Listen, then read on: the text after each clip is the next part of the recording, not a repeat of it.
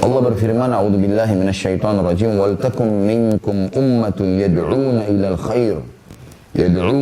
khair wa ya'muruna bil ma'rufi wa yanhauna 'anil munkar wa ulaika humul muflihun." Dan hendaklah di antara kalian ada segolongan orang yang menyeru kepada kebajikan, menyuruh berbuat yang ma'ruf dan mencegah dari yang mungkar. Mereka itulah orang-orang yang beruntung. Mana beruntung di dunia, mereka akan selamat, di akhirat juga mereka akan selamat. Kemudian juga dalam surah Al-Imran ayat 110 dalil yang kedua, "A'udzubillahi minasyaitonirrajim, kuntum khaira ummatin ukhrijat lin-nasi ta'muruna bil ma'ruf wa tanhauna 'anil munkar." Al-ayat. Kalian ini umat Islam adalah umat yang terbaik yang dilahirkan untuk manusia. Jadi dibandingkan semua manusia dari dulu sampai akhir waktu, nabinya Nabi Muhammad SAW yang paling afdal, umatnya umat kita yang paling afdal, ya, umat Muhammad SAW ini. Apa sifatnya? Kenapa kita menjadi umat yang terbaik? Karena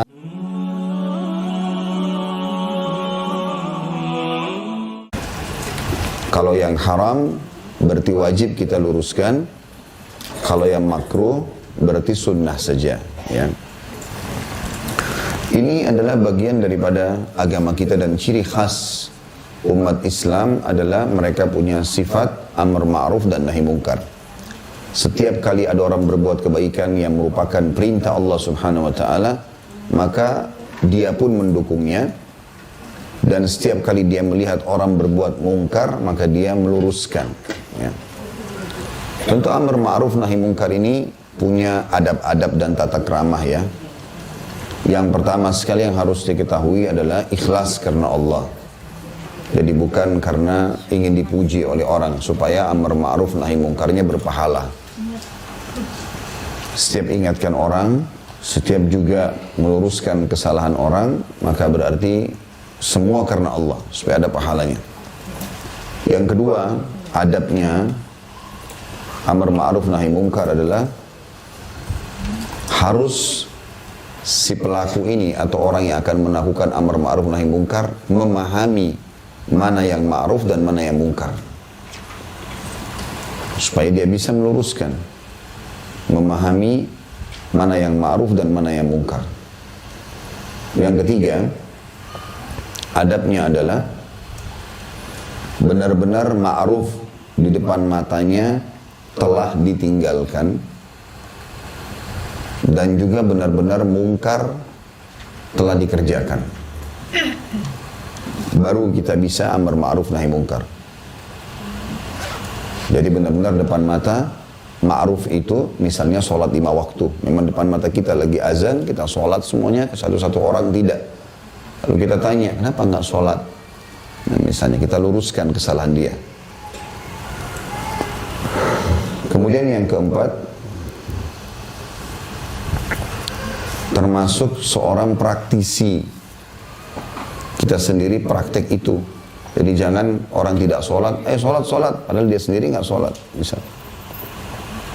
Atau dia melarang orang berbuat mungkar, tapi dia sendiri melanggar itu. Sudah 4, ya. Coba diulangi. Yang pertama apa?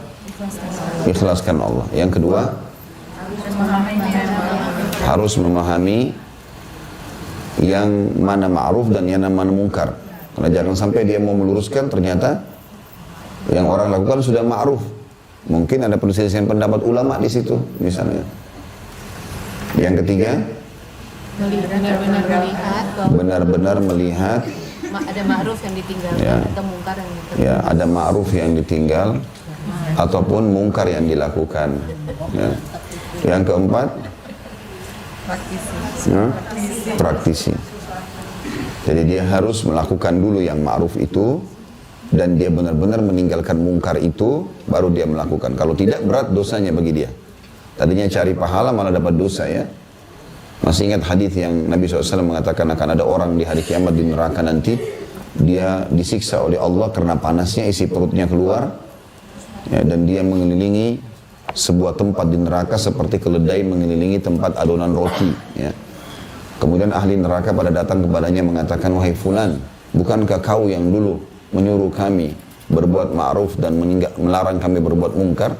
Dia bilang benar. Tapi aku dulu menyuruh kalian berbuat ma'ruf, aku sendiri tidak lakukan. Sholatlah, tapi aku nggak sholat gitu ya. Puasalah, tapi dia sendiri nggak puasa. Dan aku melarang kalian berbuat mungkar, tapi aku justru melanggarnya. Jadi dihukum oleh Allah SWT. Ini tidak boleh. Yang kelima, adabnya adalah tidak menumpah tindihkan antara pelanggaran-pelanggaran atau ma'ruf-ma'ruf yang ditinggal satu sama yang lain. Begitu juga dengan kemungkaran. Jadi tidak menumpah tindihkan, maksudnya gini, ada orang misalnya dia nggak sholat, dia nggak puasa, dia nggak zakat, berkumpul semuanya. Maka harus dilihat mana yang paling penting dari itu. Seperti misalnya kalau ketemu antara sholat, puasa dengan zakat, maka kita mulai dari sholat dulu. Urutannya di rukun Islam berurut. Sholat dulu kita ingatkan, karena itu akan dihisab pertama pada hari kiamat. Dia sudah terima itu, baru kita pindah ke zakat, baru kita pindah ke puasa, gitu kan? Itu sesuai dengan sabda Nabi SAW kepada Mu'adz bin Jabal radhiyallahu anhu. Beliau pada saat mengutus Mu'adz bin Jabal menuju ke Yaman menjadi da'i, maka Nabi bilang, hai Mu'adz, kau akan mendatangi ahli kitab nanti.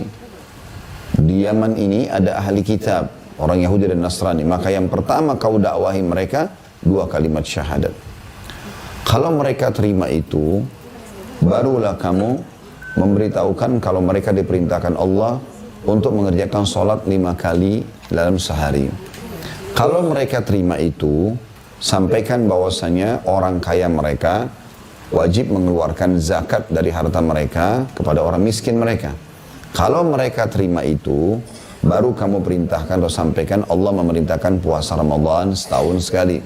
Kalau mereka terima itu, baru kau sampaikan kalau ada perintah untuk mengerjakan ibadah haji sekali seumur hidup. Jadi ada urutannya. Kalau bertemu ya, jadi tidak menumpah tindihkan. Karena kalau kita menasihati orang semuanya sekaligus, maka mungkin dia tidak bisa konsentrasi menerima atau malah dia menganggap agama itu berat. Jadi di sini maksudnya skala prioritas ya. Begitu juga dengan mungkar. Kalau ada orang berbuat kemusyrikan, dia bawa sembelihan ke gua mana, dia pergi ke dukun misalnya, dengan dia berzina, dua-duanya dosa besar. Tetapi syirik ini lebih besar. Nah kita dahulukan syiriknya dulu. Syirik dulu diluruskan. Induk dosa besar dulu diluruskan. Baru kemudian yang lainnya. Gitu kan. Karena subhanallah kalau orang meninggalkan induk dosa besar, maka dosa yang lain itu akan ikut dengan sendirinya. Ya. Makin kita sering meninggalkan sesuatu yang targetnya adalah sesuatu yang besar, maka otomatis yang kecil ikut semua ini. Ya. Maka harus ada skala prioritas ini. Kemudian yang ke-6 sekarang. Ya. Dia harus memiliki kapabilitas ilmu yang cukup. Jadi yang dia bicara nanti, yang dia tahu saja. Kalau bapak ibu tidak tahu ilmunya, jangan bicara. Ya. Karena kalau bicara nanti takutnya malah salah. Mungkin orang itu punya alasan. Mungkin dia bukan muslim. Mungkin. Ya. Saya pernah berbagikan Bapak Ibu sekalian, saya pernah didatangi oleh salah satu TV swasta dulu, beberapa tahun yang lalu. Kemudian syuting di rumah untuk satu acara agama. Rupanya ada 4 orang kru kameramen yang datang. Sementara memang yang 3 orang ini aktif sekali, sering bertanya kepada saya. Saya jawabin, yang satu ini dengar saja. Cuman saya tidak engah dengan kenapa orang ini satu nggak terlalu banyak bertanya gitu ya. Tiba azan duhur, kemudian saya bilang azan kita ke masjid. Masjid lah kami rame-rame. 3 orang ini ikut sholat, yang satu nggak shooting aja. Orang lagi sujud di shooting dari samping, sibuk dengan shooting. Habis sholat saya nasihati dia. Sholat itu wajib bagi seorang muslim, gini nasihatnya. Iya Ustaz, iya. Nanti setelah selesai, terus saya sempat ngobrol-ngobrol sama yang 3, baru mereka bilang, oh itu, kenapa yang satu tadi nggak ikut sholat? Oh itu memang Nasrani Ustaz. Bukan muslim. Jadi kita buru-buru nasihatin orang, belum tentu dia memang muslim misalnya.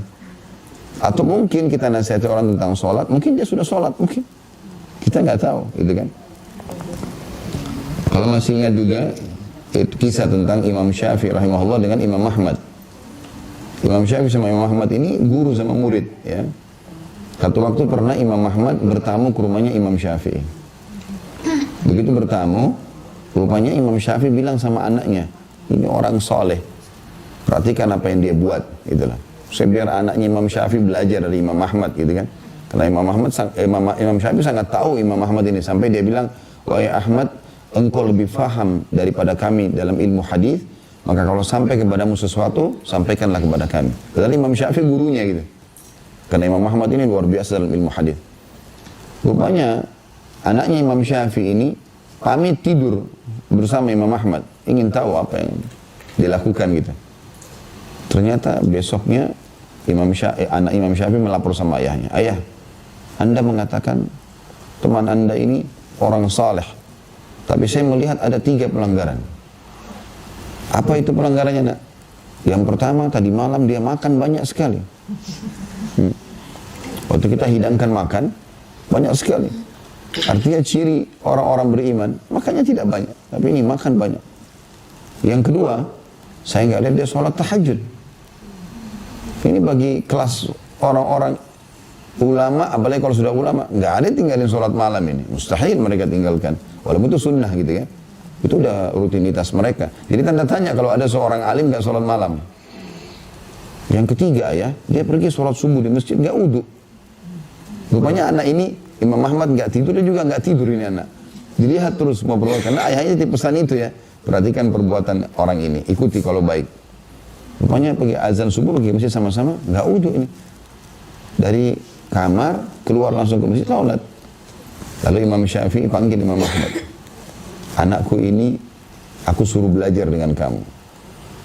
Tetapi dia melihat ada 3 hal yang menurut dia pelanggaran. Bisa nggak dia sampaikan? Silahkan.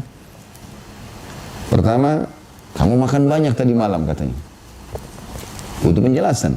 Kenapa makan banyak? Yang kedua, kamu nggak sholat tahajud. Padahal tahu hadisnya tentang keutamaan sholat malam. Yang ketiga, bagaimana bisa sholat subuh tanpa wudu? Imam Ahmad senyum. Lalu Imam Ahmad mengatakan, kalau yang pertama saya makan banyak, karena saya tahu rezeki Anda halal. Saya kalau rezeki halal, saya makan banyak. Andai saja pendapatan itu tidak halal, maka saya tidak akan menyentuhnya. Ya. Biasanya subhanallah, kalau uang halal itu kita nikmat makan. Ya. Ini masalah makanan puasa-puasa ini. Baiklah. Yang kedua, saya tidak sholat malam karena saya sempat memikirkan sebuah hadis dan saya coba mengeluarkan sebanyak mungkin manfaat dari hadis itu. Seperti biasa kita belajar hadis ya, manfaat pertama, manfaat kedua, kan biasa gitu ya. Apalagi hukum-hukum yang bisa dikeluarkan. Semalam suntuk saya nggak tidur karena pikirin itu. Hadis ini saya keluarkan sekian puluh manfaatnya untuk nanti ditulis dalam bentuk buku dan menuntut ilmu lebih afdal daripada sholat malam. Kata beliau gitu ya. Kalau yang ketiga, saya sholat subuh tanpa wudu, karena memang saya dari isya sampai subuh nggak tidur. Jadi wudu saya nggak batal. Maka saya tinggal sholat saja. Akhirnya Imam Syafi'i balik ke anaknya, lihat jawabannya orang berilmu. Gitu. Artinya teman-teman sekalian, kita sebelum meluruskan orang, tahu dulu ini. Ya. Kita punya ilmu yang cukup, kita tahu itu betul-betul ya. Ma'ruf yang ditinggal, mungkar yang dikerjakan, dan seterusnya. Yang ketujuh, melalui tahapan amar ma'ruf nahi mungkar. Ada tahapannya ya. Disebutkan dalam sebuah hadis yang masyhur ya. Siapa yang lihat kemungkaran maka dia mengingkiri dengan apa tahapan pertamanya? Kalau Bapak Ibu lihat orang berbuat salah, kita luruskan dengan cara apa dulu? Pakai apa? Masa nggak ada yang tahu? Tangan dulu, kekuatan dulu. Siapa yang lihat kemungkaran maka dia harus luruskan dengan tangannya, maksudnya kekuatannya. Kayak orang tua pada anak, ya, atau suami pada istri, atau pemerintah pada masyarakatnya, gitu kan? Atau pemilik perusahaan dengan pegawainya. Misal, Bapak Ibu pemilik perusahaan, lalu Bapak Ibu wajibkan semua pegawai harus sholat. Nah itu namanya dengan power ya. Jadi kalau ada pegawai perempuan semua harus misalnya tutup aurat, kalau apalah, terapkan peraturan hukum agama. Tapi dengan power itu, kita punya power. Itu namanya tahapan pertama. Ya. Tahapan kedua, kata Nabi SAW, kalau tidak bisa dengan tangan, baru pindah dengan ke lisan. Baru nasihat, gitu kan. Kalau nggak bisa, maka dengan hati. Dan ini selemah-lemah iman. Dalam riwayat lain, dan tidak ada lagi iman yang lebih lemah daripada itu. Dan orang dengan hati tidak ada yang tidak bisa kan. Misalnya kita lagi lewat di pasar, banyak orang melanggar. Kita nggak mungkin berhenti nasihatin, kita nggak punya power, nggak kenal orangnya. Ya udah, ya Allah berikan dia hidayah.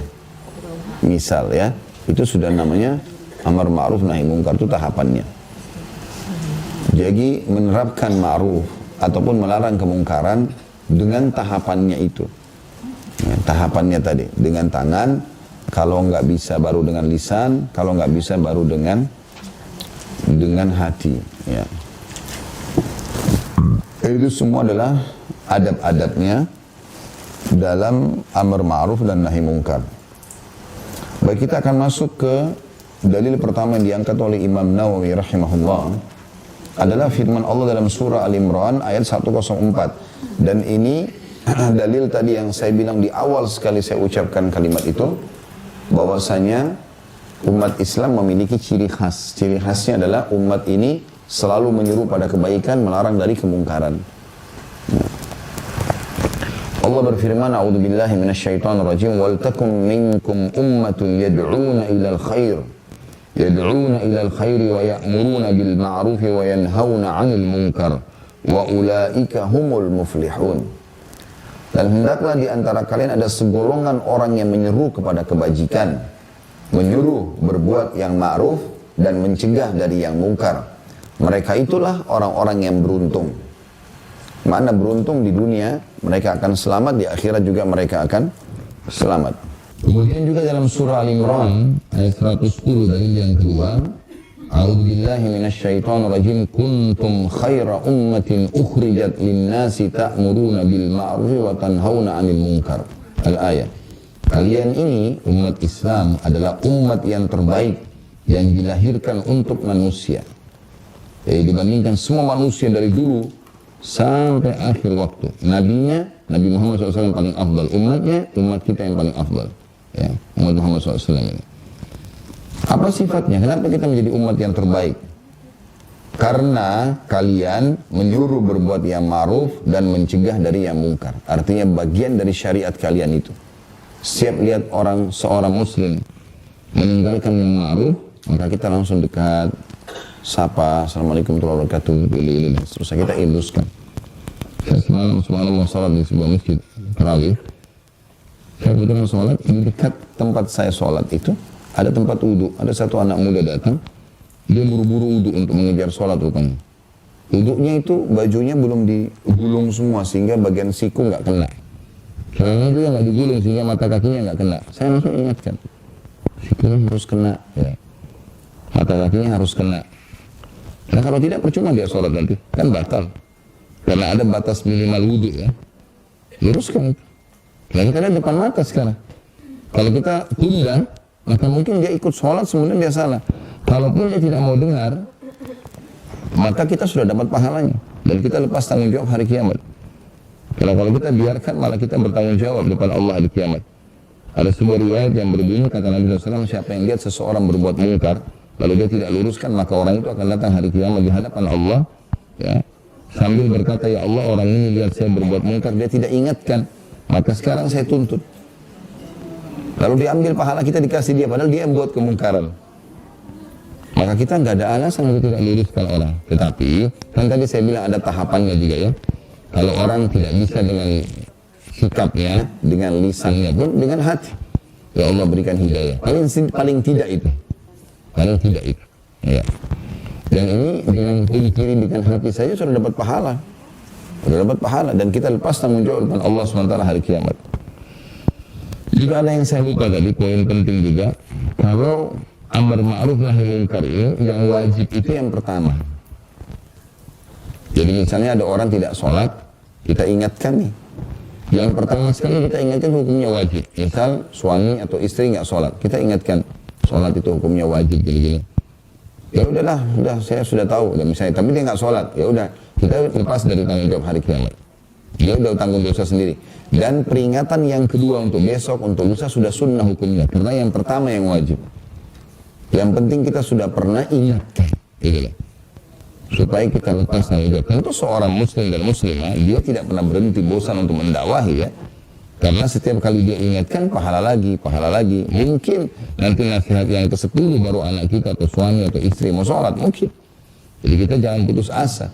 Nabi Nuh alaihissalam mendakwahi istri sama anaknya 950 tahun. Ya.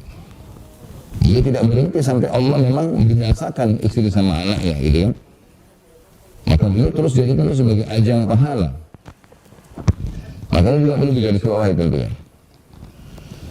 Kemudian dalam surah Al-A'raf 199, ini dalil yang ketiga di awal pembukaan bab ini ya, kalau kita belum masuk ke hadis ya, kalau hadis punya nomor urut. Al-A'raf 199 bunyinya, a'udzubillahi minasyaitonir rajim, khudhil afwa wa'mur bil urfi wa'arid 'anil jahilin. Jadilah pemaaf dan suruhlah orang mengerjakan yang ma'ruf serta berpalinglah dari orang-orang bodoh. Ya. Ini perintah kepada setiap orang muslim yang semestinya menjadi sebuah pegangan hidup. Tidak boleh kita lari dari masalah ini. Jadi pemaaf diperintahkan oleh Allah Subhanahu wa taala. Kalau ada orang buat salah, kalau kita memaafkan, itu ada nilainya tersendiri. Kita akan lepas dari penyakit hati. Juga dengan kita memaafkan orang yang buat salah, maka kita akan dimaafkan kesalahan oleh Allah. Allah akan ampuni dosa-dosa kita dengan kita memaafkan orang lain. Juga suruhlah orang mengerjakan yang ma'ruf. Ingatkan, sholat ya, sudah masuk sholat, waktu sholat misalnya. Apalah kita suruh orang pada mengerjakan kebaikan. Dan ingat, saya bilang di awal ya, kalau ma'ruf itu sesuatu yang wajib, maka kita wajib juga serukan. Tapi kalau sunnah, berarti sunnah juga menyerukannya. Jadi misalnya sholat 5 waktu, berarti wajib. Kita wajib ingatkan, kalau orang tinggalkan. Kalau misalnya sholat duha, sholat tarawih, sholat sunnah, maka itu sunnah juga kita mengingatkan. Berarti kalau yang wajib kita tidak ingatkan dan kita lihat, kita akan dituntut oleh Allah hari kiamat. Tapi kalau sunnah nggak dituntut. Sebagaimana juga nahi mungkar. Mungkar kan tadi saya bilang masuk haram dan masuk makruh. Nah yang haram ini kita wajib ingatkan. Orang berzina depan mata, orang riba, orang apa, ingatkan ini nggak boleh loh, haram gini-gini. Sekali aja cukup, selebihnya sudah terserah. Gitu kan? Kalau kita mau tambah pahala setiap kali ketemu, kita nasihatin lagi, bagus ya. Kalau enggak ya cukup dengan sekali itu. Tapi kalau yang makruh, hukumnya sunnah. Orang minum sambil berdiri, makan sambil berdiri, kan hukumnya makruh, bukan haram. Gitu kan? Maka di sini kita boleh ingatkan, boleh enggak. Kalau kita nggak ingatkan, kita nggak berdosa. Tapi kalau kita ingatkan, pahala. Ya, seperti itulah. Kemudian berpalinglah dari orang-orang bodoh, karena Islam adalah agama kecerdasan. Kita selalu disuruh menggali ilmu. Allah Subhanahu wa taala menyuruh kita dalam banyak firman-Nya, disuruh lihat ke langit, suruh lihat ke bumi, suruh lihat ke diri kita sendiri, pelajari. Allah suruh pelajari supaya kita tahu. Ya, semua ini ilmu-ilmu yang diberikan oleh Allah Subhanahu wa taala kepada kita untuk kita pelajari yang positifnya. Itu pun masih sebagian kecil dari ilmunya Allah Subhanahu wa taala. Makanya Nabi Khidir alaihissalam waktu ketemu dengan Musa alaihissalam, gitu kan? Waktu mereka lagi di atas kapal, rupanya awal ilmu yang diambil oleh Musa dari Khidir pada saat ada burung gagak mampir di ujung kapal itu. Mampir di ujung kapal yang mereka sedang naik atau perahu. Terus tiba-tiba ada ikan lewat, oleh burung gagak itu dipatok. Tapi cuma hitungan detik, sebentar dipatok terus angkat mulutnya. Dan ada beberapa tetes air yang sempat jatuh dari mulutnya burung gagak itu. Maka Khidir berkata, hai Musa, sesungguhnya ilmuku dan ilmumu dibandingkan ilmunya Allah, seperti tetesan air di mulutnya burung gagak itu dibandingkan lautan yang luas ini. Jadi ilmu Allah sangat luas dan masih banyak yang kita tidak tahu. Masih banyak yang kita tidak tahu. Subhanallah, saking luasnya ilmu-ilmu yang kita miliki ini sampai dalam satu bidang aja masih dipecah lagi dengan banyak cabang-cabangnya. ya spesialis apa ya, dokter misalnya penyakit dalam terpecah lagi penyakitnya apa, khusus untuk ini, khusus untuk itu, ada banyak. Itu pun sudah sangat banyak menyita waktu kalau kita mau pelajari, ya, misalnya. Maka seperti itulah. Ini teman-teman sekalian menandakan memang kita disuruh untuk pintar, ya.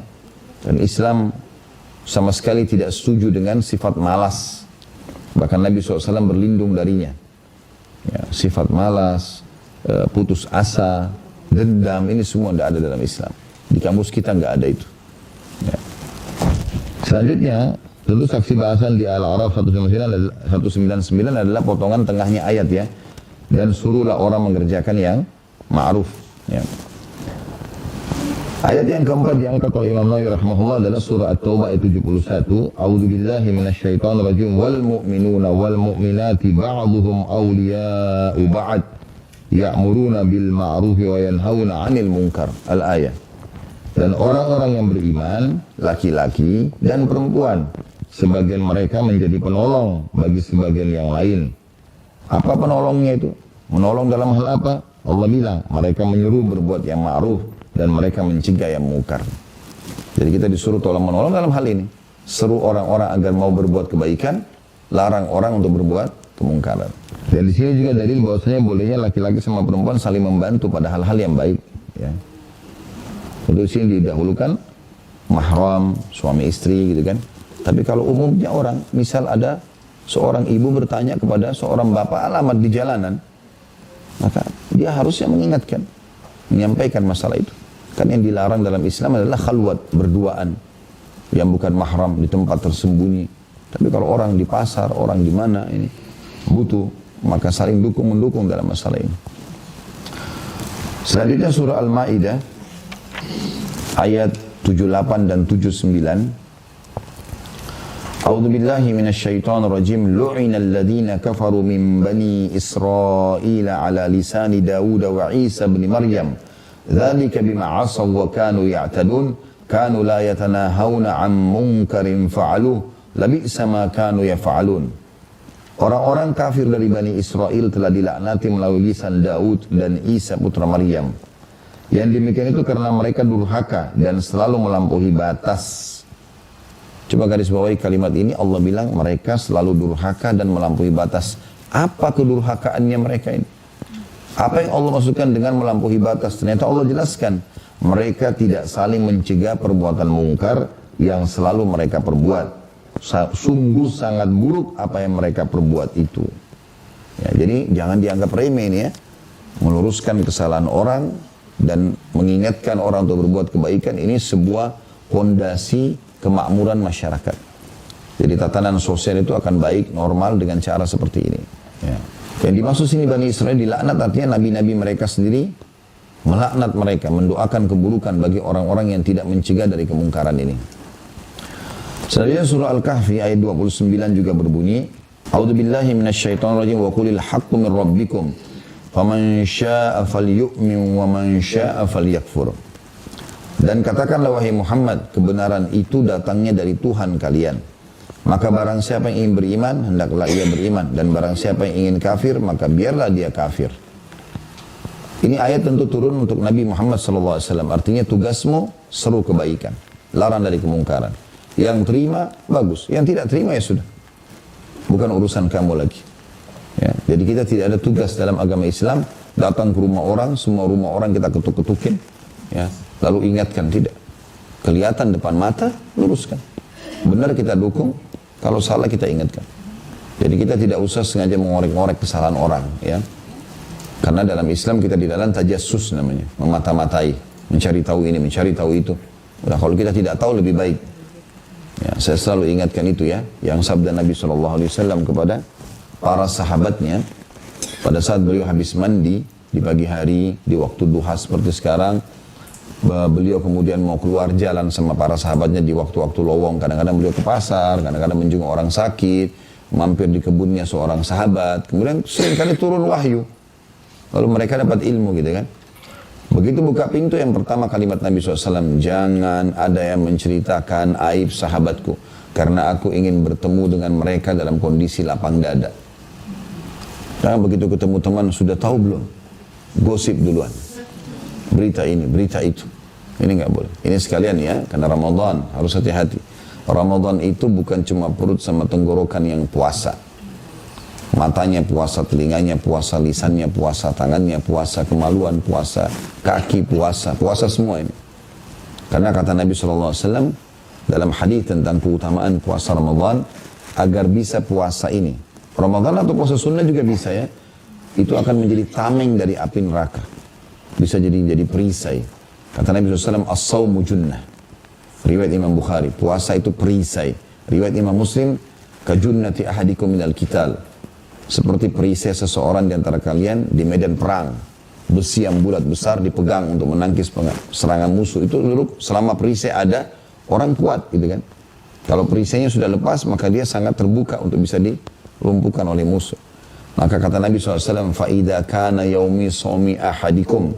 Oleh karena itu, siapa yang mau menjadikan puasa sebagai tameng dari api neraka, maka dia harus, ada 3 hal yang Nabi ingatkan. فَلَا يَرْفُثْ. Jangan dia ucapkan kalimat syahwat kepada selain pasangan halal. Rindu, cinta, kangen, apalah semua ini hanya untuk suami istri. Yang lain tidak boleh, diberhentikan total. Supaya nanti habis Ramadan, dia terbiasa untuk menjaga muru'annya namanya. Kesucian hubungan sama Allah. Wala yafsuk yang kedua. Tidak boleh dia berbuat kejahatan. Kejahatan apapun, kriminal apapun. Dari kecil sampai besar. Wala yajhal. Yang ketiga, dan jangan dia berbuat hal-hal yang bodoh. Ya. Kemudian Nabi mengatakan, فَإِنْ سَابَّهُ أَحَدٌ أَوْ قَاتَلَهُ فَلْيَقُلْ إِنِّي امْرُؤٌ صَائِمٌ. Kalau seandainya ada orang yang ajak dia bertengkar, ya, ribut, maka dia mengatakan, aku sedang berpuasa.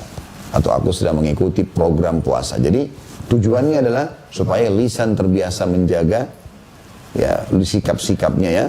Kemudian tangan, kaki semuanya dijaga. Perbuatan kriminal berarti semuanya nggak boleh ada kejahatan. Begitu juga sabda Nabi SAW, man lam yadha' qawla zuri wal amala bih falaysa lillahi hajatan fi an yadha' ta'amahu wa syarabah. Siapa yang tidak meninggalkan perbuatan dusta dan pernyataan dusta, maka tidak ada hajat bagi Allah menilai lapar dan hausnya. Jadi tidak ada gunanya haus dan lapar itu. Kata Nabi SAW, berapa banyak orang yang puasa tidak mendapatkan kecuali haus dan dahaga. Dan berapa banyak orang yang berdiri sholat di malam hari Ramadan tidak mendapatkan kecuali capek dan kantuk saja. Karena tidak ada pemisahan antara amal soleh dengan dosa, tetap diikuti dengan dosa-dosa ini. Selanjutnya, firman Allah dalam surah Al-Hijr ayat 94, A'udzu billahi minasyaitonir rajim, fasda' bima tu'mar. Maka sampaikanlah wahai Muhammad secara terang-terangan segala apa yang diperintahkan kepadamu. Tidak boleh kita simpan itu. Salah luruskan. Tentu dengan cara yang baik ya. Dakwah itu harus dengan cara yang baik. Sebagaimana Allah katakan dalam Al-Quran. Dalam surah An-Nahl, kalau saya tidak salah ayat ini. A'udzu billahi minasyaitonir rajim. Ud'u ila sabili rabbika bil hikmati wal mau'izatil hasanah wajadilhum billatihi ahsan. Allah Subhanahu wa taala mengingatkan, berdakwalah kalian di jalan Tuhan kalian dengan hikmah dulu. Hikmah itu menempatkan segala sesuatu pada tempatnya. Berbicara dengan orang pada tempatnya, menggunakan kosakata juga pada kedudukan orang yang tepat ya. Kita berbicara sama teman atau orang yang lebih muda berbeda kalau kita bicara dengan orang yang punya kedudukan atau orang lebih tua dari kita misalnya ya. Kemudian Allah mengatakan dan mau'izah hasanah. Kalaupun kita kasih peringatan yang baik-baik. Peringatan baik ini maksudnya Bapak Ibu sekalian kalau mau ingatkan anaknya, temannya, suaminya, istrinya, semua ini kita dahulukan mengingatkan janji Allah sebelum ancaman. Ya. Jadi misalnya anak tidak sholat, maka jangan langsung bilang, nak kalau nggak sholat masuk neraka. Itu langsung ancaman. Enggak. Ambil buku, ini kan ada buku ini Riyadhus Shalihin diantaranya, atau ambil artikel di Google banyak sekali tentang keutamaan sholat. Sebutkan dulu janji Allah. Oh sholat itu dapat ini, dapat ini, dapat ini, dapat ini. Semua keutamaan dulu. Kalau betul-betul dia sudah tahu semua keutamaan, dia nggak mau kerjain, baru kita masuk ke ancaman. Jadi jangan ancaman dulu. Ya. Itu namanya mau'izah hasanah. peringatan yang baik dan tepat. Kemudian wajadilhum billati hiya ahsan. Kalaupun berdebat dengan cara yang baik. Jadi berdebat itu dengan cara yang baik. Artinya kalaupun harus diskusi dengan cara ilmiah. Bukan ribut-ributan, ya. Bukan saling menyalahkan dan seterusnya. Kita disuruh berdakwah dengan cara hikmah, kemudian peringatan yang baik, dan juga berdebat dengan cara yang baik. Dan sudah saya jelaskan ketiga tahapan ini ya. Ayat terakhir yang diangkat oleh Imam Nawawi rahimahullah adalah Al-A'raf 165. A'udzu billahi minasyaitonir rajim. Anjayna alladhina yanhauna 'anis su'i wa akhadna alladhina zalamu bi'adzabin ba'isin bima kanu yafsukun. Kami selamatkan orang-orang yang melarang orang berbuat jahat, dan kami timpahkan kepada orang-orang zalim siksaan yang keras disebabkan mereka selalu berbuat fasik. Tentu Al-A'raf ini, kalau Bapak Ibu mau kembali dari 163 sampai 168 ya, ini bicara tentang penduduk negeri Ilah. Masih ingat nggak ini? Lupa. Ramadan nggak boleh bohong. Penduduk negeri Ilah yang ada di Palestina. Kisah tentang Ashabus Sabt, orang yang mancing di hari Sabtu. Ya. Itu namanya penduduk negeri Ilah. Nah itu cerita mereka di Al-A'raf 163 sampai 168. Tapi di sini Imam Nawawi angkat 165-nya saja. Ya. Mereka pada saat itu kan tidak boleh mancing hari Sabtu. Tapi rupanya kelompok pertama ada yang tetap masang jala malam Sabtu, hari Sabtu tidak diambil, hari Ahad baru diambil. Mau nipu Allah nih. Kelompok kedua lurusin, nggak boleh loh, haram, Allah larang.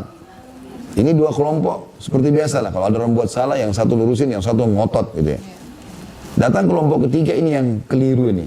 Kelompok ketiga ini dia bukan datang kepada kelompok pertama, gabung sama yang kedua, ayo kita lurusin yuk, salah. Enggak, dia malah tahan kelompok kedua. Udahlah, nggak usah nasihatin, biar aja masuk neraka sendiri. Dia nggak mau luruskan kesalahan, dia mau masuk surga sendiri.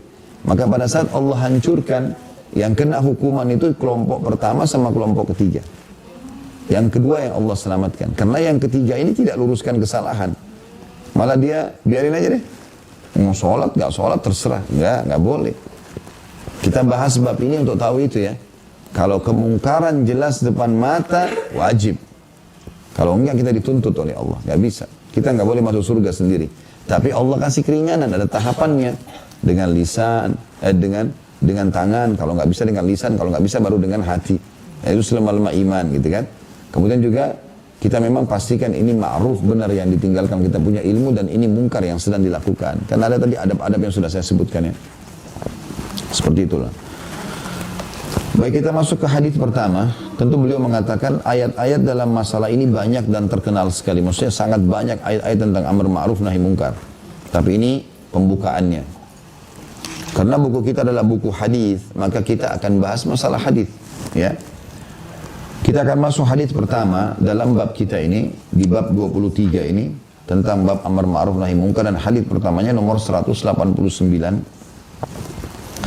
Dari Abu Sa'id Al-Khudri radhiyallahu anhu, beliau berkata, aku mendengar Rasulullah sallallahu alaihi wasallam bersabda, "Man ra'a minkum munkaran falyughayyirhu bi yadi, fa in lam yastati' fa bi lisani, fa in lam yastati' fa bi qalbi, wa dzalika adhaful iman."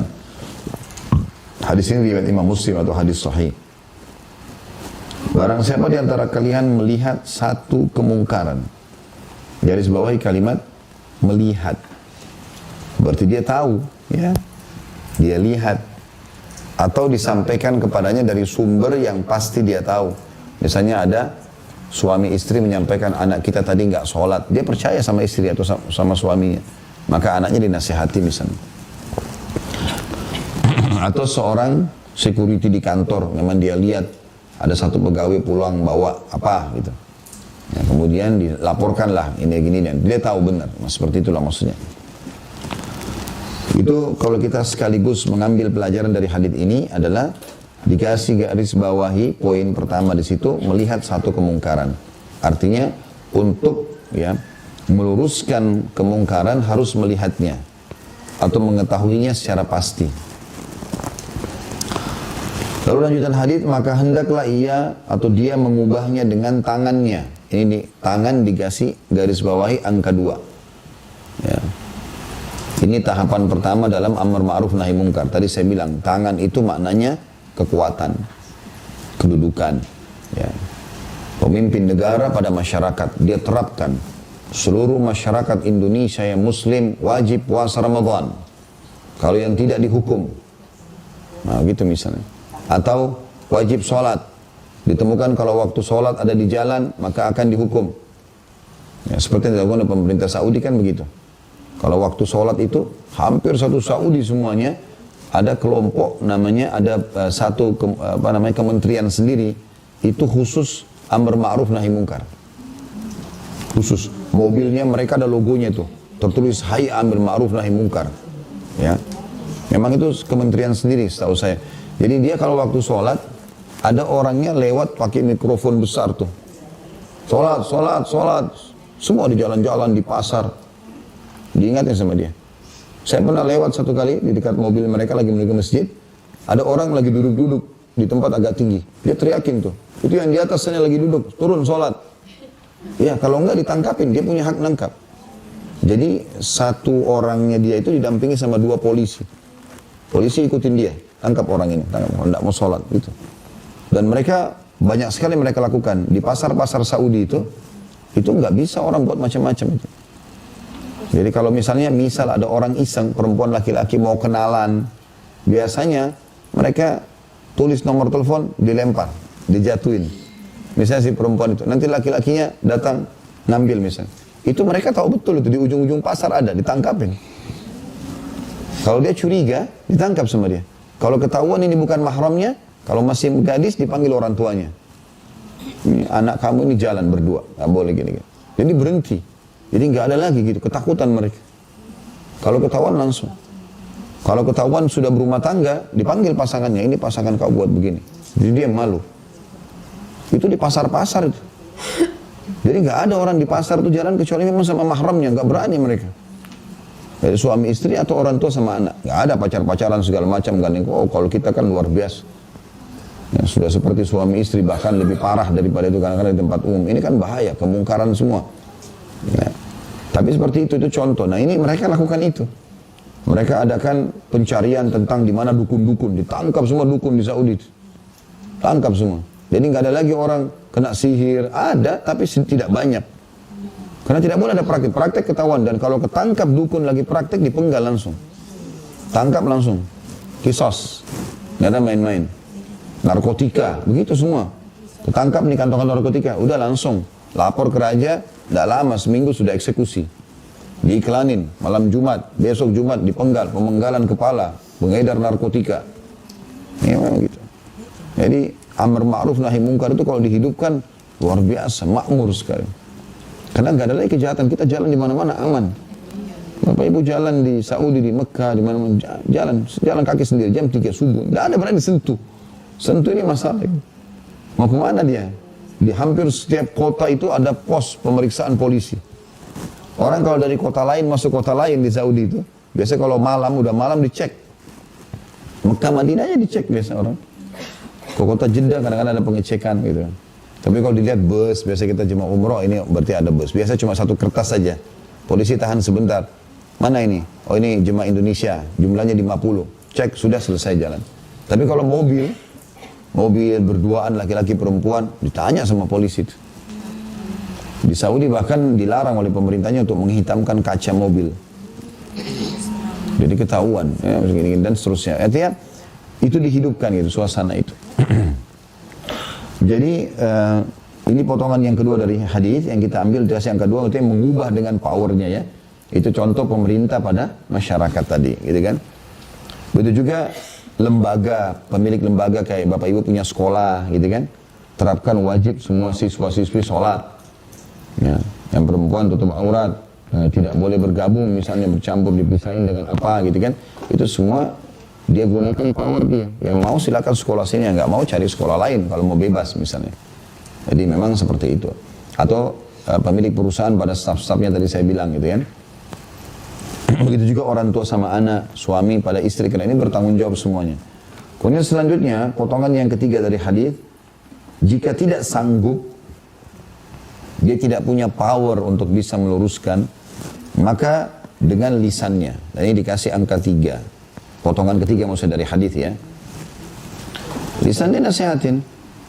Maaf ya, saya mau sampaikan sesuatu begini misalnya ya. Dan ini jangan dianggap remeh ya, walaupun kita cuma bicara sebentar sama orang. Berapa banyak orang subhanallah dengan satu kalimat, satu kisah, sebuah hadis jadi sadar. Ya, banyak orang jadi baik gara-gara itu, kita nggak pernah tahu. Ya, kita nggak pernah tahu. Saya bolak-balik didatangi orang habis pengajian, Ustaz terima kasih ceramahnya, saya dengar terus, saya berubah karena begini. Padahal saya datang cuma ngomong saja. Kita tidak tahu Allah SWT tanamkan dalam hati orang seperti apa. Tapi karena kita dengan menyampaikan dengan lisan ini, orang itu jadi baik, kita panen pahala dia. Kan bagus sekali. Ya, apalagi Bapak Ibu sudah hadir di pengajian, sudah tahu, nasihatin orang. Dari siapa Ustaz? Dari orang terdekat dulu. Anak, suami, saudara, orang tua, dari orang terdekat aja dulu. Nanti Allah SWT akan berkahi itu. Maka dengan lisan. Kemudian kalau tidak sanggup juga, baru udah dia pindah, ini di garis bawahi kasih angka 4, ya, dengan hatinya. Dan itu adalah selemah-lemah iman, kata Nabi SAW. Kalau dari potongan akhir hadis ini, berarti Bapak Ibu sekalian kita ambil sebuah poin penting, tidak ada alasan untuk tidak amar ma'ruf nahi mungkar. Karena tidak ada yang tidak bisa dengan hatinya, ya. Maka harus minimal sekali dengan hati itu. Kita nggak mau dalam hati, tidak terima perbuatan ini. Ya, kita lalu doakan supaya Allah berikan hidayah. Baik, hadis nomor 2 di bab kita ini, tepatnya hadis nomor 190 dari Ibnu Mas'ud radhiyallahu anhu bahwa Rasulullah SAW bersabda, "Ma min nabiyyin ba'athahu Allah fi ummatin qabli illa kana lahu min ummati hawariyun wa ashabun ya'khuduna bi sunnatihi wa yaktaduna bi amrihi. Thumma innaha takhlufu min ba'dihim khulufun yaquluna ma la yaf'alun wa yaf'aluna ma la yu'marun. Faman jahadahum bi yadihi fahuwa mu'min, wa man jahadahum bi qalbihi fahuwa mu'min, wa man jahadahum bi lisani fahuwa mu'min, wa laysa wara'a dzalika minal imani habbatu khardal." Hadis ini sahih riwayat Muslim. Yang terjemahannya, tidak ada seorang nabi pun yang diutus oleh Allah pada satu umat sebelumku, melainkan memiliki hawariyun. Ada di situ footnote nomor 192 di buku ya, di bawah. Yang dimaksud dengan hawariyun adalah sahabat-sahabat Nabi yang paling khusus dan pilihan. Ya mirip juga di majelis ilmu, ada murid-murid yang rutin ikut. Nah itu seperti itulah, namanya istilahnya dengan hawari. Hawari ini pendukung utama lah ya, seperti itu. Kata Nabi SAW, tidak ada seorang nabi pun yang diutus oleh Allah, termasuk beliau sendiri SAW, pada satu umat sebelumku melainkan memiliki hawariyun dan sahabat-sahabat dari umatnya yang mengambil sunnahnya dan mengikuti perintahnya. Kemudian setelah mereka akan hadir beberapa penerus. Maksudnya setelah nabi-nabi itu meninggal, sahabat-sahabatnya juga meninggal, ada generasi yang datang. Adapun di situ dikatakan makna khuluf dengan kha di dhamma adalah jamak daripada khalf dan lam yang disukun, yakni penerus dalam keburukan. Jadi akan ada nanti generasi tetap muncul, itu seperti sebuah sunnatullah, pasti akan ada orang yang buruk ya di tengah-tengah masyarakat itu. Tidak mungkin semuanya baik. Kata Nabi SAW, dan akan kemudian setelah mereka, maksudnya meninggal, akan hadir beberapa penerus yang mengatakan apa yang tidak mereka lakukan dan melakukan apa yang tidak diperintahkan. Barang siapa yang melawan mereka dengan hatinya, maka dia adalah seorang mukmin. Barang siapa yang melawan mereka dengan lisannya, maka dia seorang mukmin. Dan barang siapa dan dia seorang mukmin, dan setelah itu tidak ada lagi iman. Ini ada sesuatu terjemahan yang tertinggal mungkin ya. Barang siapa yang melawan mereka dengan hatinya, ya, maka dia adalah orang yang beriman. Barang siapa yang melawan mereka dengan lisannya, maka dia adalah orang beriman. Ada terjemahan tertinggal di situ. Dan barang siapa yang melawan mereka, gitu kan? Karena di sini ada dengan tangan. Jadi yang paling pertama kalau dalam hadis ini, barang siapa yang melawan mereka dengan tangannya, itu yang tidak ada. Ya, benar nggak? Iya. Jadi di potongan di situ, barang siapa yang melawan mereka dengan hatinya, itu ada kalimat yang sama tapi dengan tangannya itu dulu ya. Barang siapa yang melawan mereka dengan tangannya. Kalau Bapak Ibu mau yang pegang buku mau garis bawahi, lihat ke kalimat bahasa Arabnya di atas, baris ketiga dari bawah ya. Baris kedua dari atas lah, baris kedua dari atas. Di tengah-tengah itu ada kalimat faman jahadahum biyadihi bahwa mu'min, itu maksudnya. Itu yang hilang terjemahannya itu. Barang siapa yang melawan mereka dengan biyadihi, itu dengan tangannya maksudnya, maka dia mukmin. Baru masuk di potongan yang ini. Barang siapa yang melawan mereka dengan hatinya, maka dia adalah orang mukmin. Itu betul, karena yang setelahnya waman jahadahum biqalbihi. Siapa yang melawan mereka dengan hatinya kan? Baru yang ketiga waman jahadahum bilisanihi. Barang siapa yang melawan mereka dengan lisannya, maka dia adalah orang mukmin. Ya, di hadis ini berbeda urutannya, gitu kan? Nanti akan saya jelaskan. Dan setelah itu tidak ada lagi iman meskipun seberat biji sawi. Hadis ini tentu sebagian ulama mengatakan tidak menunjukkan urutan amar ma'ruf nahi mungkar, karena urutannya hadis sebelumnya tadi. Ya, urutannya adalah tangan dulu, kalau nggak bisa baru lisan, kalau nggak bisa baru hati. Tapi di hadis ini bukan menunjukkan urutan, tetapi perintah umum dari Nabi SAW untuk amar ma'ruf nahi munkar. Ya. Karena Nabi SAW sebenarnya ingin titip pesan di sini tentang akan ada generasi yang meninggalkan sunnah-sunnah Nabi itu. Kemudian mereka jauh, mereka mengucapkan apa yang tidak diperintahkan, mengerjakan apa yang tidak diperintahkan, mereka mengucapkan apa yang mereka tidak lakukan dan segala macam kemungkaran ini. Maka siapa yang melawan mereka? Maka Nabi SAW sebutkan secara global, baik dengan tangannya, dengan hatinya, dengan lisannya, maka semua adalah dia orang beriman, tolakunya orang beriman. Baik, kita bedah hadis ini. Potongan pertama kalau mau dikasih angka, ma min nabiyyin ba'atsallahu fi ummatin qabli. Tidak ada nabi pun yang diutus ya oleh Allah pada satu umat sebelumku. Kalau mau dikasih di terjemahannya aja ditulis garis bawah ya. Tidak ada seorang nabi pun yang diutus oleh Allah pada satu umat sebelumku. Sampai situ saja. Di garis bawahi kasih angka 1 kecil di atasnya. Artinya ini yang kita ambil pelajaran pertama dari hadis ya. Potongan ini ulama mengatakan ada 2 kandungan makna. Yang pertama, memastikan tentang risalah Nabi Muhammad SAW. Ya, berarti Nabi seakan-akan bilang, aku Nabi loh, sama dengan Nabi-Nabi sebelumku. Gitu loh. Karena ada orang yang memungkiri risalah Nabi Muhammad SAW. Ya. Berarti ini diambil dari kalimat ini adalah pemastian tentang risalah Nabi Muhammad SAW. Karena beliau mengatakan tidak ada seorang Nabi pun, berarti Nabi yang dibahas ya, yang diutus oleh Allah pada suatu umat sebelumku. Berarti aku juga Nabi. Seperti itulah maknanya ya. Itu yang pertama. Yang kedua, menandakan bahwasanya dakwah nabi-nabi itu satu. Dakwah mereka satu, agama mereka satu. Karena agama yang diturunkan oleh Allah ini cuma satu, Islam. Semua nabi-nabi agamanya Islam. Tidak ada agama lain ini.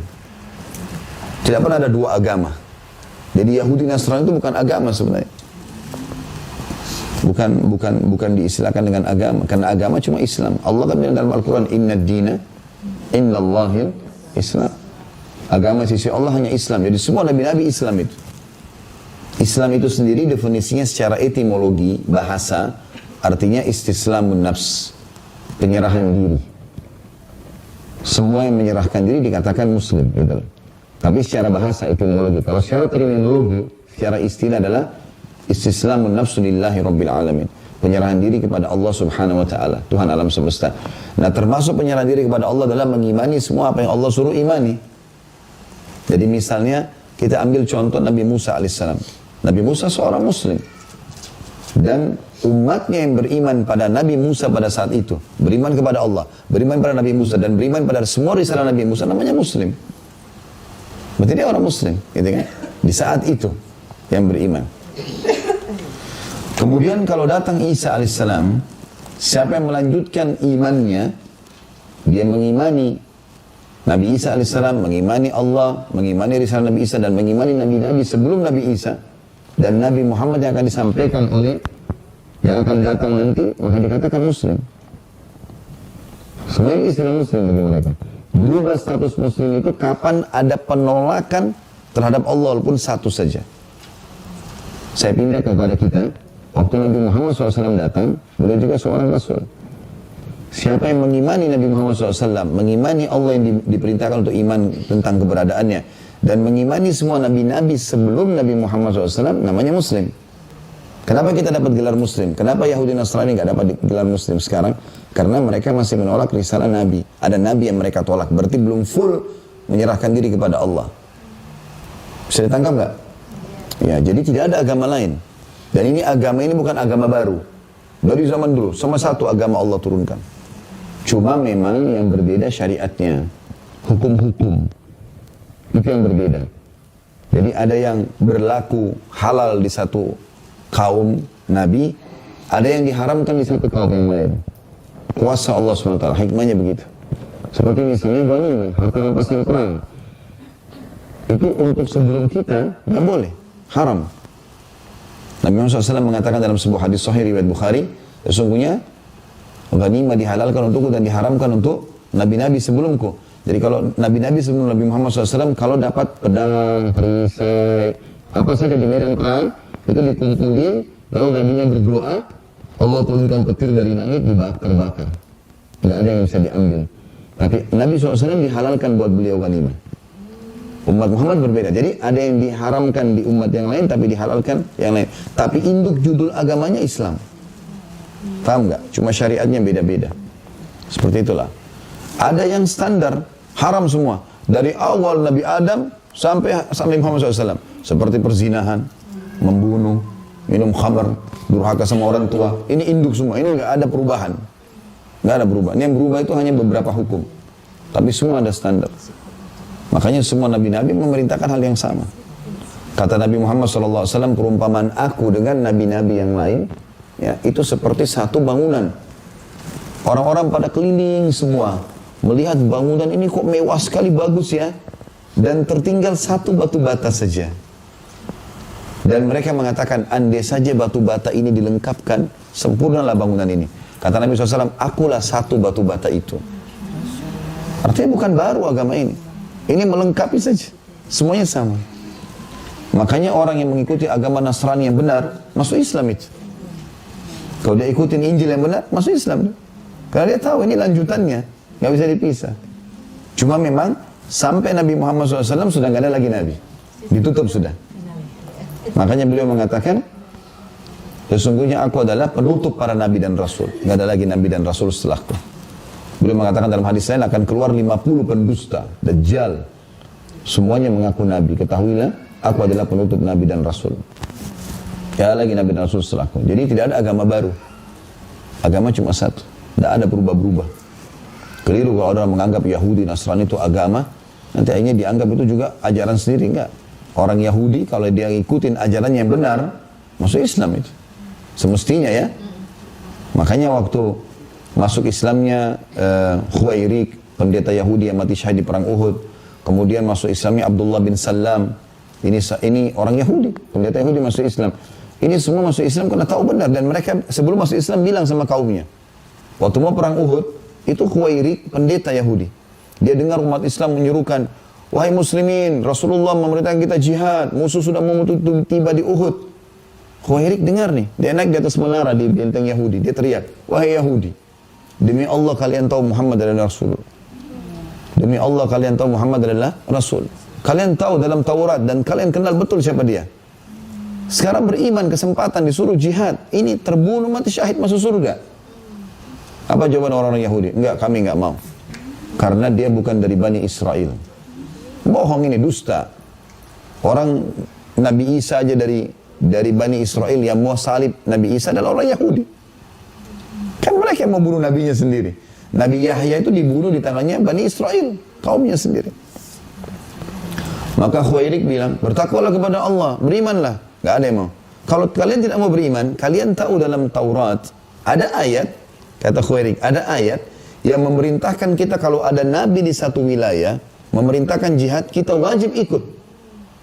Kan di zaman Nabi Musa alaihissalam, kan ada nabi-nabi yang sezaman. Seperti Nabi Musa sama Nabi Khidir kan sezaman. Jadi dalam salah satu ajaran Taurat itu, kalau Nabi Khidir serukan jihad, pengikut Nabi Musa bisa ke sana ikut. Gitu loh. Kalian tahu itu? Enggak, ini kan hari Sabtu. Karena kan Uhud perang hari Sabtu. Hari Sabtu hari suci bagi kami. Enggak mau perang. Bohong ini aja, enggak mau. Khuairik bilang, kalau kalian tidak mau, saya berlepas diri. Saya sudah sampaikan. Dia turun dari menara itu, dia ke masjid syahadat sama Nabi SAW. Masuk Islam dia ikuti benar ajaran, masuk Islam. Setelah masuk Islam dia ikut jihad, subhanallah terbunuh. Kan Uhud itu terjadi habis waktu duha. Kayak kita sekarang gini, belum duhur, peperangan sudah selesai. Mati syahid termasuk Khuairik ini. Nabi SAW waktu lihat jenazahnya bilang, siapa yang mau lihat penghuni surga yang belum pernah sujud sekalipun, lihat orang ini. Dia ikuti itu. Jadi kalau orang ikuti ajarannya yang benar, masuk Islam dia. Kenapa agama tidak ada yang Saya pernah lihat cuplikan seorang profesor Yahudi di Israel, dia ungkapin sendiri itu. Sampai diterjemahkan. Dalam bahasa Indonesia saya pernah lihat ada teks terjemahannya itu. Saya lupa namanya profesor siapa. Dia bilang, sebenarnya tidak ada agama. Agama yang benar, agama Islam. Orang Yahudi itu bilang. Nggak ada agama. Ini agama ini satu semua, nggak ada bedanya. Semua nabi-nabi. Cuma memang hukum-hukumnya yang berubah gitu ya. Dan kalau sudah turun satu kitab membawa syariat baru, maka berarti syariat sebelumnya dihapus. Nah di sini kita perlu juga tambahkan informasi tentang perbedaan Nabi sama Rasul. Allah mengutus 124.000 Nabi, gitu kan? Di antaranya 313 Rasul. Bedakan jauhnya ya, 124.000 sama 313. 124.000, banyak sekali, gitu kan? Nabi-Nabi itu. Allahu alam, mungkin Indonesia pernah sampai, Allahu alam, kita tidak tahu. Tapi di antaranya yang ditunjuk jadi Rasul cuma 313. Loh, apa bedanya? Kenapa Rasul sedikit? Maka ini yang membedakan di sini ya. Kalau Nabi kata para ulama adalah orang yang Allah tunjuk menyampaikan wahyu Allah, hanya mengingatkan kaumnya apa yang disampaikan oleh Nabi dan Rasul sebelumnya. Tidak mau syariat baru. Dia cuma bilang, itu dulu, misalnya ini si anak Nabi, ayahnya Nabi juga, ya kan? Kan Nabi Yusuf, Nabi Yakub kan ayah sama anak gitu. Nah ini ayah saya pernah sampaikan begini dan begitu, ya. Atau Nabi sebelumnya menyampaikan begini, dia tidak bawa syariat baru, dia cuma perbaharui saja. Itu Nabi. Kalau Rasul, seseorang yang Allah utus membawa syariat baru, menghapus syariat sebelumnya. Jadi waktu turun Injil di tangan Nabi Isa alaihissalam, berarti dengan datangnya Injil, syariat Taurat habis. Sudah nggak diterapin lagi. Makanya kalau kita tanya sekarang orang Nasrani, menurut kalian Yahudi kafir gak? Mereka bilang kafir. Kenapa kafir? Beriman sama Allah, beriman sama Nabi Isa. Iya, kalau mereka tolak Nabi Isa. Jadi salah satu saja Nabi ditolak, atau salah satu kitab ditolak, maka dia tidak dihitung Muslim. Nah, Nabi Isa dengan datang, tetap wajib diimani ada Musa, tetap diimani pernah ada Taurat turun, tapi sudah tidak dibaca lagi Taurat. Sudah selesai. Injil sekarang gantinya. Waktu datang Al-Quran, Al-Quran menghapus semuanya. Makanya kita baca sekarang Al-Quran. Tapi kita wajib imani ada Musa dengan kitab Tauratnya, ada Daud dengan kitab Zaburnya, ada Isa dengan kitab Injilnya. Itu wajib. Rukun iman kita ada 6. Iman kepada Allah, malaikat, lalu masuk kitab-kitab. Kita wajib imani. Lalu Rasul-Rasul. Baru hari kiamat, baru takdir baik dan buruk, kan gitu. Jadi ini poin harus difahami benar. Supaya kita tahu kenapa kita Muslim. Kenapa kita harus dakwahi mereka? Karena sebagian pendeta, mereka menggembar-gemborkan itu ya. Kita kan sama, menyembah Tuhan yang sama. Sama-sama, gak usah saling kita sama. Makanya pernah Umar bin Khattab pegang beberapa lembaran Taurat. Umar bin Khattab beriman kepada Allah, imannya sangat kuat. Tapi dia mau tahu isinya Taurat apa. Diambil dari satu Yahudi, lembaran aslinya. Mau dibaca. Sebelum dibaca Nabi lihat, apa kata Nabi SAW sambil raut wajah beliau berubah. Beliau mengatakan, hai Umar, hai Ibnu Khattab, apa kau masih ragu dengan apa yang aku bawa? Maksudnya apa? Sudah ada Quran, jangan baca itu. Bukan saja lagi baca Taurat, nggak ada gunanya kamu baca sekarang. Hai Ibnu Khattab, apakah kau ragu dengan apa yang aku bawa? Demi zat yang jiwa Muhammad dalam genggaman maksudnya demi Allah, Kalau Musa hidup sekarang, dia tidak punya pilihan kecuali jadi pengikutku. Tidak usah orang-orang Yahudi ini. Nabinya mereka kalau ada sekarang, mereka akan jadi pengikutku. Karena Nabi Muhammad SAW pemimpin para Nabi dan Rasul. Maka ini poin yang harus juga difahami berhubungan dengan masalah itu. Nah, di antara 124 ribu tadi Nabi dan 313 Rasul yang wajib kita imani dan tahu adalah 25 Nabi dan Rasul. Bersyukurlah cuma 25. Itu aja masih banyak yang tidak tahu. Nah, kalau Allah suruh kita cari semua beritanya, itu luar biasa. Gitu kan. Nah, ini juga berhubungan dengan masalah potongan tadi ya. Kalau ada penentuan tentang risalah Nabi Muhammad SAW, dan yang kedua tadi apa? Sudah catat belum? Hah? Iya, semua nabi-nabi dibawa agama yang satu, Islam. Jadi perkataan Nabi SAW, tidak ada seorang nabi pun yang diutus oleh Allah pada suatu umat sebelumku, berarti semuanya kami sama, itulah. Kami semuanya sama, cuma beda dari sisi syariat tadi. Tapi induk judul agamanya Islam, nggak ada agama baru.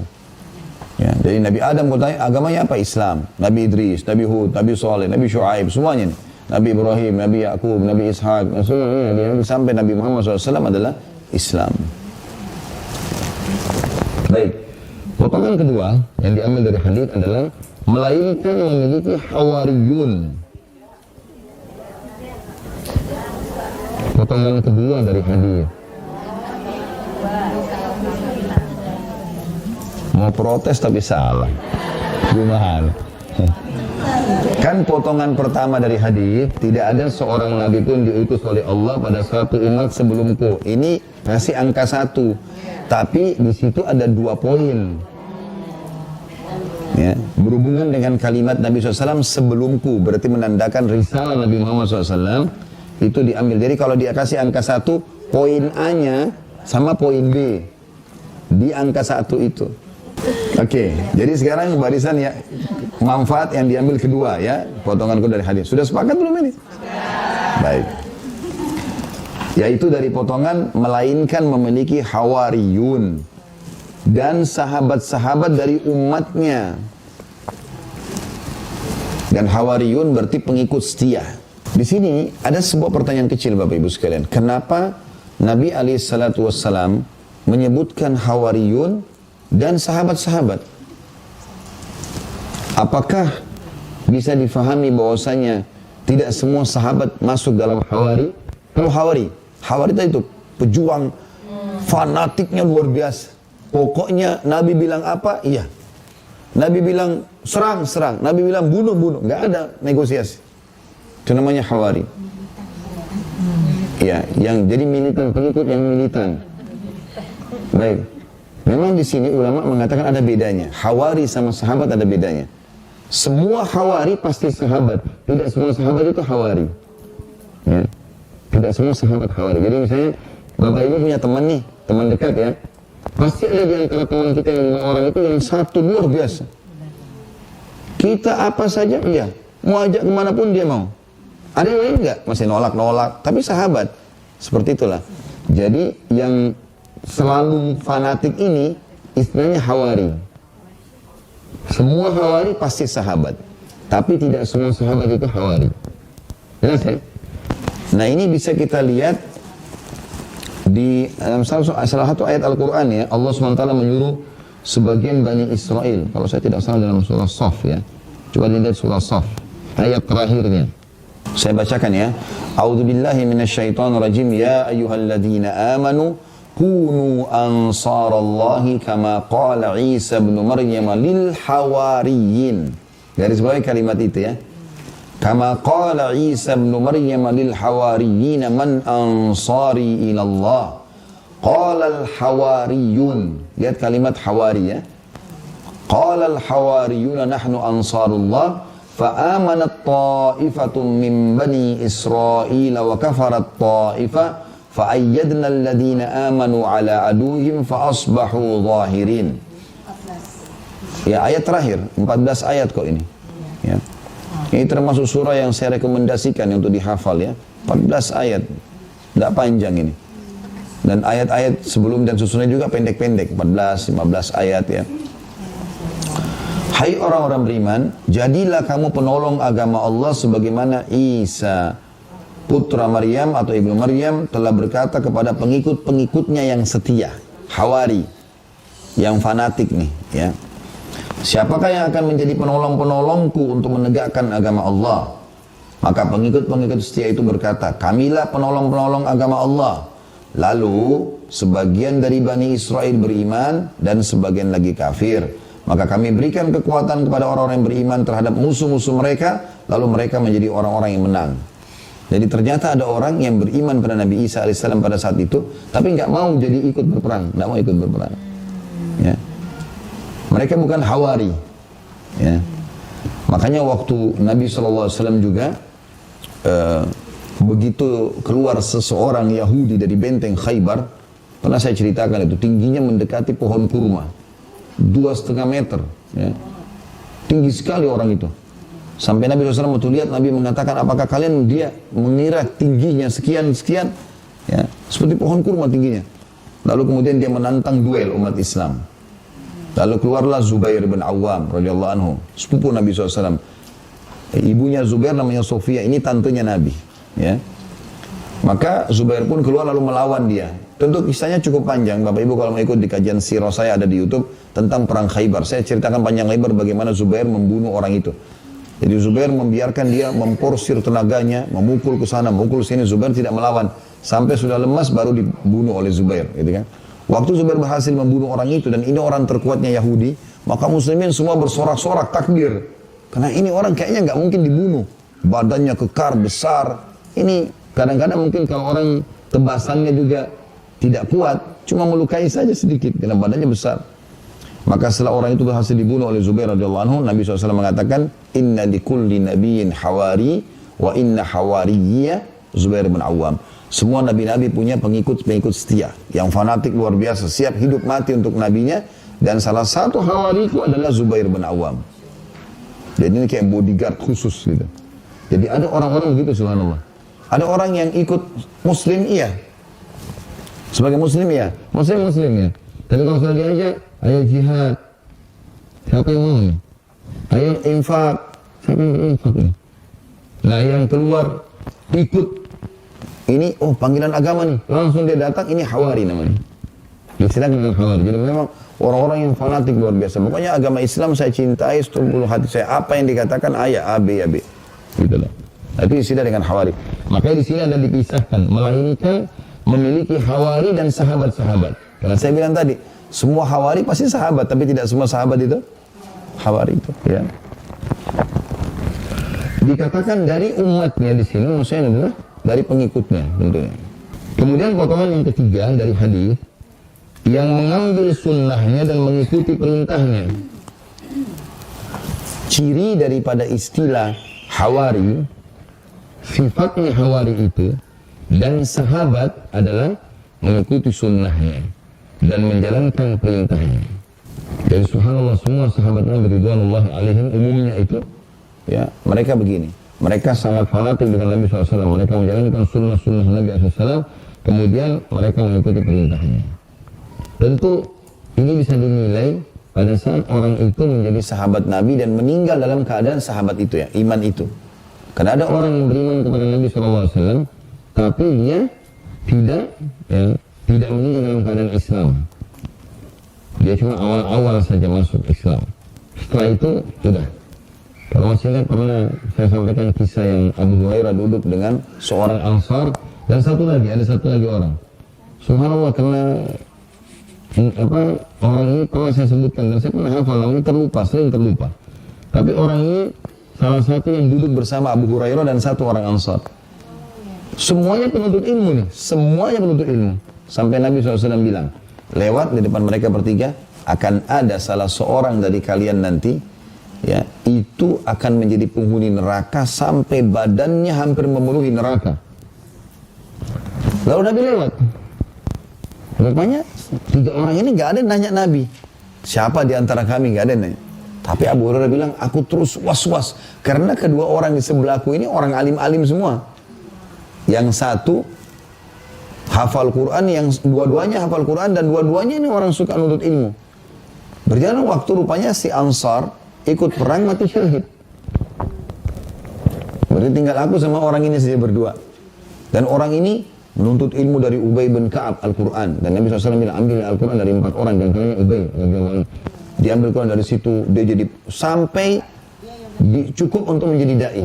Cukup untuk menjadi da'i karena ilmunya sudah luas. Sampai Nabi SAW utus dia ke salah satu suku. Ya, suku Huza'ah pada saat itu. Atau Bani Hanifah ya tepatnya ya. Itu untuk mendakwahi mereka. Tapi di sana muncul Nabi palsu namanya Musailimah Al-Kadzab. Musailimah pendusta. Maka datanglah orang ini, dai Nabi SAW datang ke sana. Belum masuk di wilayah Bani Salamah ini atau Bani Hanifah ini, maka si Musailimah sudah datangin dia. Lalu ngajak negosiasi. Bagaimana kalau bagaimana kalau kita negosiasi untuk masukkan kamu bisa masuk ke kota ini, tapi kamu mengatakan aku juga Nabi sebagaimana Muhammad Nabi. Dan dia setuju. Dia mau dengan cara dibayar dan dikasih jabatan. Maka murtadlah dia. Dan dia terbunuh di tangan Khalid bin Walid radhiyallahu anhu. Nah ini orang pada jadi sahabat tapi tidak meninggal dalam keadaan Islam. Makanya tidak disebutkan khawari. Karena di sini dikatakan mengambil sunnahnya dan mengikuti perintahnya. Masuk dalam makna mengambil sunnah dan mengikuti perintah adalah menerapkan dalam hidup dan mengajarkan. Itu maknanya ya. Itu potongan ketiga. Kemudian potongan keempat. Kemudian setelah mereka akan hadir beberapa penerus. Nah, ini di garis bawahi potongan 4. Penerus maksudnya adalah anak-anak mereka, keturunan-keturunan mereka. Ya. Dan ini maksudnya adalah ada poin penting yang harus digarisbawahi di sini tentang pentingnya mendidik anak. Jadi tidak cukup kita sendiri. Bapak Ibu kalau sudah tahu agama, ajarkan kepada anak-anak. Jangan kitanya tahu agama, anak-anak dibiarkan. Ini nggak boleh, ya. Karena di sini dikatakan sifatnya yang mengatakan apa yang tidak mereka lakukan dan melakukan apa yang tidak diperintahkan. Sebagian ulama hadis mengatakan karena orang tuanya tidak mengajarkan kepada anaknya, sehingga anaknya, orang tuanya sholat, anaknya tidak. Orang tuanya tutup aurat, anaknya tidak, dan gitu seterusnya. Maka ini berarti dia tidak menerapkan ini. Ini yang dimaksud ya. Yang Nabi SAW khawatirkan begitu. Tidak muncul lagi para hawari, nggak ada lagi yang penegak-penegak agama ini karena dia tidak mewariskan itu kepada anak-anaknya. Nah ini yang dimaksudkan dengan makna hadis ini ya. Jadi maksudnya peran orang tua sudah tidak berfungsi lagi dalam memerintahkan mereka dalam kebaikan. Itu potongan yang keberapa? Yang keempat ya. Kemudian yang kelima, barang siapa yang melawan mereka dengan, di sini tentu yang pertama tadi ya lisannya ya, tangannya mah. Yang tadi tidak tercatat. Ini sudah kita rincikan, tangan berarti kekuatan ya. Maka dia adalah orang beriman. Maksudnya sempurna imannya. Siapa yang lihat kemungkaran dia luruskan, sempurna imannya. Siapa yang melihat ma'ruf dia dukung, sempurna imannya. Jadi nggak boleh kita sendirian masuk surga ini. Nasihatin orang, ingatkan, motivasi mereka. Itu potongan kelima. Potongan yang keenam, barang siapa yang melawan mereka dengan ya, hatinya, maka dia orang beriman. Dan potongan ketujuh terakhir, barang siapa yang melawan mereka dengan lisannya, maka dia orang beriman. Dan setelah itu tidak ada lagi iman meskipun seberat biji sawi.